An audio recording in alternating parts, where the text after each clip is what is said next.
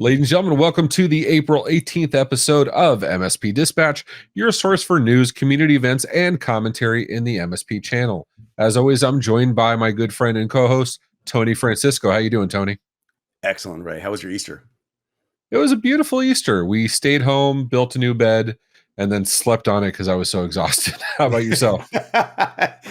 Did great things with the family. Actually went to, we had the live broadcast from Baton Rouge, Louisiana. Had a great crawfish boil and was reading the news, trying to catch up with the industry while I was there. Very nice, very nice. So why don't we say we get right into the very first story? Let's do it. Our first story of the show is Nable's State of the MSP Report. After surveying thousands of MSPs, they've put the information out as to what's going on today and what they forecast for the future. Some highlights of that report: 90% of MSPs in the US and Europe have suffered a cyber attack in the last 18 months. 9 out of 10 MSPs, that's another 90%, have seen an increase in attacks since the start of the pandemic. 80% of MSPs are patching automatically, and automated security tests and configuration tests are used by less than 1/4 of all MSPs. And possibly the hardest hitting item on this report is only a third of customers by MSPs are using second factor authentication, either TOTP, SMS, or application token. And 95% of MSPs plan to migrate to MFA in the next 5 years. Tony, this is ridiculous to me. This is the amount of times we've talked about MFA and the hard requirements, either Microsoft requiring it to be a partner, you have to have it, and in addition to other security controls on your tenant. The number of times that security reports come out that MFA would have prevented a breach or an email takeover or something else. Why are MSPs, the bastions for security, the champions for their clients, why are we still only seeing a third adopting MFA for their clients? Ray, I have to be blunt. I actually thought the show notes were incorrect when you said that only a third of customers are using MFA, or 95% of customers plan, or MSPs plan to migrate their customers to 2FA in the next 5 years. That makes absolutely no sense. And there could not be a better analogy than simply let me in and then somebody, is this the right person? There's nothing more simple than that particular analogy that a 5-year-old can give, but it's not being implemented by, as you pointed out, the advisors of the customers for security, the champions for security. It's deeply concerning, and I'm really interested to see what Connor has to say at the end. Yeah, absolutely. We're going to have Connor Swalm of Fin Security to talk about more of this and why these attacks are so pervasive. I've heard these comments before in the MSP communities. The clients don't want to add an application. We see it on Reddit all the time. Clients don't want to put something on their personal cell phone. How do we force them to adopt? My client doesn't want to listen to me. The executive says it's too complicated. I believe the old quote is Benjamin Franklin: you can have security or convenience, you can't have both. And I'm probably misquoting that. Go ahead and tear me up in news@mspmedia.tv if I got it wrong. But, if I have to choose convenience or not having $250,000 stolen out of my account because somebody approved something and I didn't get a push notification from Microsoft, I'm going to go ahead and choose the security every single time. It's got to be more inconvenient when you're suffering financial damage. And that's the part. Tony, give me your perspective, but to me, that's the part I think MSPs are missing. This is not a convenience thing. It's not an optional thing. This is a requirement. Ray, you couldn't have said it better regarding the money being stolen, but it's not from your account. It's from someone else's account, and you have the ability to prevent that. So it may not be capturing lightning in a bottle with a singular MFA, 2FA solution. However, implementing a security measure for your customers, the people that pay you, should be paramount to your decisions. I understand that people aren't apt to change, that there's going to be a small change to the processes, but implementing a policy prior to the process change will be critical, because once everyone agrees with the policy, the processes are eventual. MFA is the lowest common denominator in any security scenario. And as we approach a world where everything is zero trust, as it should be, those validations are critical. 5 years from now, I can't imagine 5 years from now an MSP talking to their customer, hey, we hope to migrate you to a MFA solution. I can't emphasize how important this is. And to everyone that's listening to this right now, the entire MSP community that we are speaking to one-on-one, please research MFA solutions, passwordless solutions, password rotation solutions, the phishing rate, the potential to be hacked, and the what's going to be exploited from your customers is becoming so highly efficient and effective now. And I think that'll be surfaced in a conversation with Connor later in this episode. So something that's always brought up is, how do I differentiate myself to the next against the next MSP, right? How do I tell them, we're faster support, we're better security, we're, better monitoring, more responsive, blah, blah, blah. Well, the first thing I would walk in with is, does your MSP require MFA on everything? And obviously not everything can be MFA'd. Unfortunately, there's vendors that charges at a premium. You can look at it, sso.tax is a well-known site for listing those vendors that charge a premium for MFA and SSO. But, if I'm going to go differentiate against another MSP, I'm going to say, well, what's their security posture? How are they requiring MFA? Are they requiring it? And that should be an easy lead in. And that's that consultative selling that will give you an advantage over the other MSPs. And that takes us right into the next story. When it comes to consultative selling, we have Pax8 has begun to offer AWS, or they will be offering AWS as of May 18th. There's over 250 AWS services. It's Amazon Web Services. We talked about this briefly last Friday, but we have more details now. It's over 250 services, including Elastic Computer Cloud, which is EC2. That's basically taking a virtual machine. It could be Linux, could be Microsoft, Windows, could be anything else, and running it as a VM. But you have the suite of other stuff too, including simple storage services, S3. Those are the two most commonly used AWS services. But you have all their other stuff like Beanstalk, like Code Pipeline, all these other services that are direct competition to Microsoft. And in some cases, Microsoft doesn't have an analog to AWS. It completely opens the book. Tony, Pax8 has always been known. Now, they have opened their catalog in the past year and change, but they've been predominantly known as the Microsoft distributor. They've been known as, they have their Microsoft boot camps, they have their Microsoft consulting services for migration, for architecture, for design. And now they're going to AWS and adding that to the stack. And I think that's a great thing, but that's a lot of subject matter expertise. Do you see them? How do you think that's going to impact their bottom line when it comes to, do you think they're going to have those same services for AWS?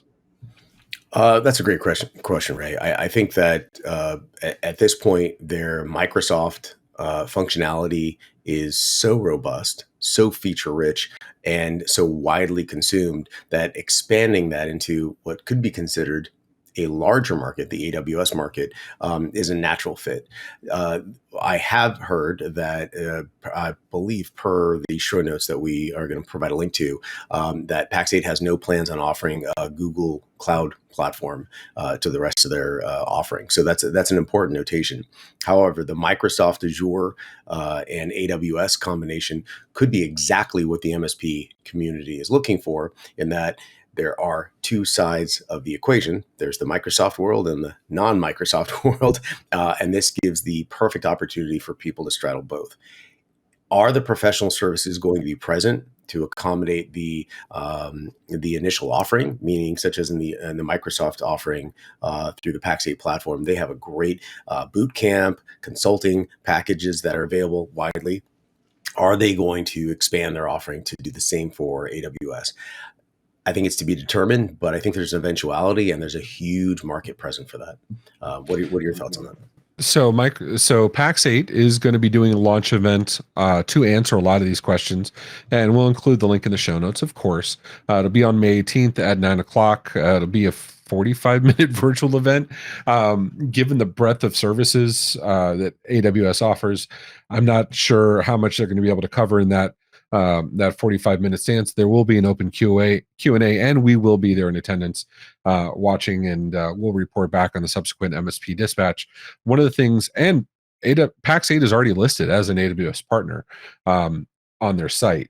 One of the things I look at when I start wondering how deep is Pax8 going to go into this, I start looking at the job postings that Pax8 has. Now, while these don't list Microsoft specifically, there are some here like AWS Go-to-Market Manager, which lists features or which lists roles specific to AWS. So this means this means Pax8's invested pretty heavily into this, or they plan to, at least my reading the tea leaves. I'm curious to see how far they take it. Will we see AWS boot camps? Will we see AWS consulting, architecture, and design services? I'm very excited to see what comes out of this. We will continue to follow the story and we will update it. But if you have anything you want to share with us, please email news@mspmedia.tv or hit us up on the socials, and we'd be happy to talk about it. Our third story is about a report done by F-Secure on the impact and ramifications of phishing attacks. Unfortunately, these are the kind of things that keep happening every single day, and they happen because they're effective. Joining us is CEO of Fin Security, Connor Swalm. How you doing, Connor? I'm doing great. Thanks for having me, Ray and Tony. Yeah, man, absolutely. I mean, so these phishing simulation attacks, it seems like this shouldn't be a thing, and they're Right. getting worse and worse. That we're finding them. This F-Secure report shows us that the more personalized they are, the more they hit home, the more effective they are. It's no longer just a broad statement of a Nigerian prince, wanting to share his wealth with you, Yeah. but it's more about stuff directly targeted toward things that are important to people. Is that mimicking what you're seeing? Yeah, that's mimicking exactly what we're seeing is working as well. Not only when we talk with clients and employees about what they've actually been phished with in the past, but also as we test people, because that's one of the things that we do. We see that the more personalized they get, the more pieces of information that you can find online and somehow automatically place in these tests end up pushing what we call the phish rate way up, which could be a measure of the success of the phish or just how I don't know, crafty you can get with it as the IT guy designing all the fishes, but definitely way more effective to add more information in. So some of this mimics what the Enable State of Security report came out with as well, where these phishing attacks are more widespread. They're happening more often since the advent of the pandemic. Why do you think that is? So there are a few reasons why phishing works in general, but the biggest of which is when a person opens that email, that text message, whatever communication they get, there's some emotional state that person has. So if there's a world event going on or something that happened that day in the company or some upheaval with new employees coming in the company and maybe some employees leaving, it creates opportunity for this emotional state of the employee, of the person, to get into how they end up interacting with these communications and to forget, take those 3 seconds, look at all the links, look at all the images, don't download an executable file. All of this logic that has to go into understanding what you're actually communicating with usually goes out the window. And that's what a lot of these malicious actors are counting on. So there's almost a psychology play into when the timing should be of that phishing attack. Yes, absolutely. And, Ray touched on a really good point. It's no longer your uncle in some long lost country trying to say, hey, your inheritance is over here. If you give me $20, I'll give you the rest of it. It's people that have gone online, either paid for a service or did the time to find out who works with you on LinkedIn, how long you've been working with those people, who they should impersonate, what their names are, what their roles and responsibilities are. And then they take all that information and inject that into the communications that they blast out into the company, which end up being way more effective than what you mentioned, the Nigerian prince. So they're becoming much So more efficient. Sorry, Ray. No, go ahead, Tony. Go ahead. They're becoming much more efficient, not just from the volume, the spray and pray, shooting out those phishing attacks, but much more efficient and effective because of how they're doing it. And are you seeing that in a large percentage of effectiveness? Are you seeing that to be something nominal that you're not really concerned about? What are your opinions? No, I think it's something we should all be, I don't know if concerned is the right word, but something we should all be looking towards, not only understanding, but trying to prevent. The most common type of scam that we see, at least the stories that we get from our employees that we work with, is the CEO fraud, which is actually brought up in this article as well. And everyone's got, right? You've told me stories about it too. It's like, hey, I need $300 and Visa gift cards for a new client. And if you don't get this for us, we lose the deal and your job's on the line. Employee reads that, goes back to the emotional state that I mentioned earlier. And they're like, oh, holy cow. Oh, I need to go do this. And they just grab their wallet, grab their purse, whatever, run out the door and go get those cards and then come back, type in the codes. That person's never getting the money back. It's just, so. That's become the running meme, at least with our company. Every new employee always gets that email. Hey, this is Ray. I need you to run out to Best Buy and go get some gift cards or go get Amazon gift cards sent from my iPhone. And it's gotten to the point where we actually train employees during onboarding to expect this. Connor, this isn't an advertisement for Finn, but Right. your company, the reason we brought you on is because you do phishing training and what you call learning moments. How effective is this advanced training? We always want to talk about not yelling or spanking the employee because they clicked on the wrong link. And to combat that, we do training. How effective is training? Do you see that actually lowering the success of these attacks? Yes, but it largely depends upon the type of training that ends up occurring. So modern day training that I've seen a lot of is employee gets phished. Like you said, they get hit with a stick or spanked or whatever, punished in some way, and they get a video that they've seen 4 or 5 times because they're probably the group of people that keep clicking on these emails. Uh, that's not effective. That makes the employee hate what's going on. It also doesn't teach them anything that they should have done in the past that they can then bring forward into the future.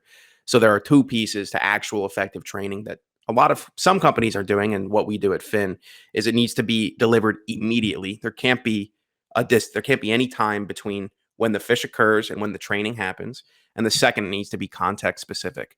Not here's what phishing is and here's why you should look out for it. It's here's exactly the phish that we sent you. Here's exactly why you failed. And here's exactly what you should have done on the next time in this very specific scenario so that it didn't turn into a successful phish. That all makes a lot of sense. Thank you so much for your insight, Connor. I'm sure this is going to be an ongoing thing, and we'll be sure to have you back.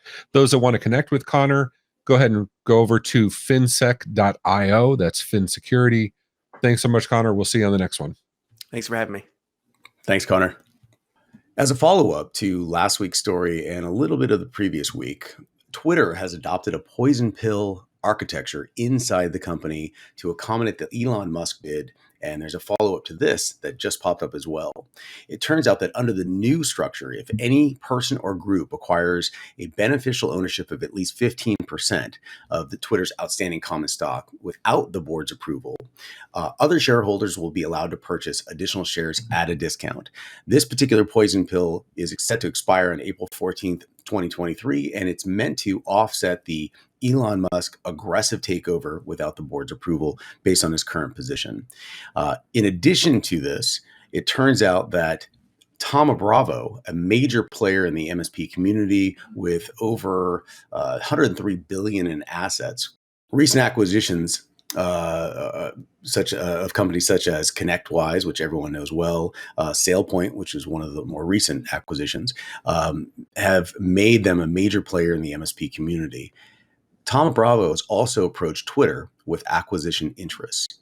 It's not clear how much Thoma Bravo is prepared to offer Twitter, and there has been no commentary coming from the Thoma Bravo staff. However, we anticipate this to be a dilution attempt in the Elon Musk entry point, as well as a potential major communication platform that could be inside the Thoma Bravo platform.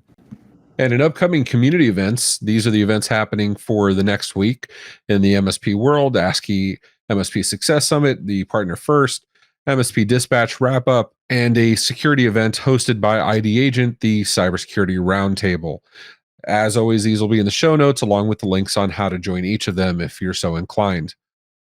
Tony, thank you so much for co-hosting this episode of MSP Dispatch. I appreciate your insight and commentary as always. What do you have coming up for the week?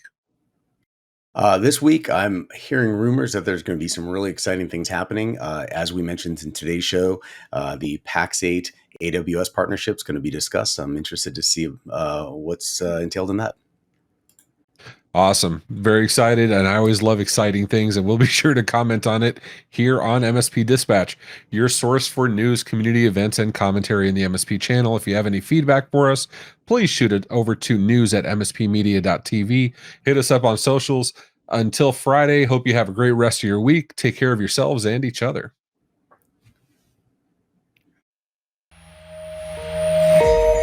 This has been a broadcast of the MSP Media Network.